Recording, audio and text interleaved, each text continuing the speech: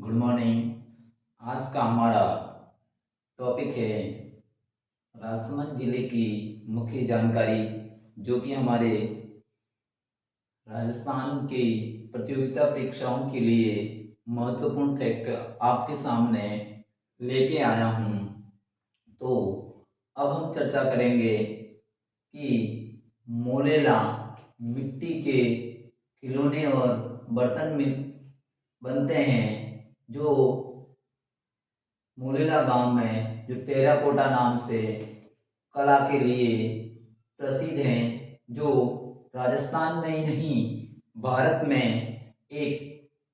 प्रसिद्ध मिट्टी के बर्तन बनाने की कला के रूप में प्रसिद्ध हैं। इसके अलावा हमारा राजसमंद जिला राजस्थान नहीं भारत के संदर्भ में देखा जाए तो सफ़ेद संगमरमर के लिए प्रसिद्ध है, और वहाँ का एक चित्र विशेष रूप से केलवा जो संगमरमर के लिए प्रसिद्ध है, और वहाँ पर तांबे की खनन दरीबा नामक स्थान पर मिली थी, जिसकी खुदाई कहा जाता है कि महाराणा लाका के समय सीसा और दस्ता और तांबे का प्रमाण मिले थे हमें। और राजस्थान की एवं भारत की जो सभ्यताओं के बारे में चर्चा करते हैं, तो बनास नदी पर स्थित गिलोन नामक स्थान पर ताम्रयुगीन सभ्यता के अवशेष हमें मिले हैं, और नाथद्वारा जहाँ पर श्रीनाथ जी के पुष्टि मार्गीय वल्लभ संप्रदाय की जो पिछवाई कला का प्रधान केंद्र, और वहाँ पर प्रतिवर्ष अन्नकूट का मेला भरता है। यही श्रीनाथ जी का मंदिर, जो कि उस समय भारत में मुगल बादशाह औरंगजेब का शासन था, और औरंगजेब कट्टर मुस्लिम शासक था। उसने हिंदुओं के हजारों मंदिरों को नष्ट कर दिए गए थे, और नाथद्वारा का ये पिछवाई मंदिर की रक्षा का दायित्व ये मथुरा से लाकर यहाँ स्थापित करने वाले तत्कालीन महाराजा राज सिंह ने नाथद्वारा सिहाड़ में जो भगवान श्री कृष्ण के बाल रूप का चित्रण किया गया है, उस मंदिर की स्थापना की, जो आज राजस्थान नहीं विश्व भर में ये एक प्रसिद्ध है, और हजारों नहीं लाखों की संख्या में यहाँ पर्यटक लोग घूमने आते हैं। आगे का स्थान है खमनोर। यही खमनोर उसी के समीप एक भारत का महान स्वाभिमान महाराणा प्रताप, जो ये खमनोर बनास नदी का उद्गम स्थल है, और वहां पर चेती गुलाब के लिए वह प्रसिद्ध है, और बनास नदी की रजत पेयजल परियोजना भी इसी नदी पर बनी हुई है, जो जयपुर टोंक तक पानी के लिए उपयोगी है। और यही खमनोर के निकट हल्दी घाटी क्षेत्र है, जहां पर कहा जाता है कि भारत के एक महान स्वाभिमान और मेवाड़ के गौरवशाली इतिहास को याद दिलाता है, जो कि 18 जून 1574 को जो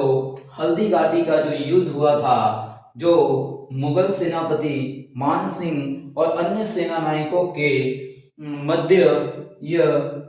एवं महाराणा प्रताप और हाकिम खां और झाला जालिम सिंह और सरहदी ये राम सातवर, उनके तीनों पुत्र कृष्णदास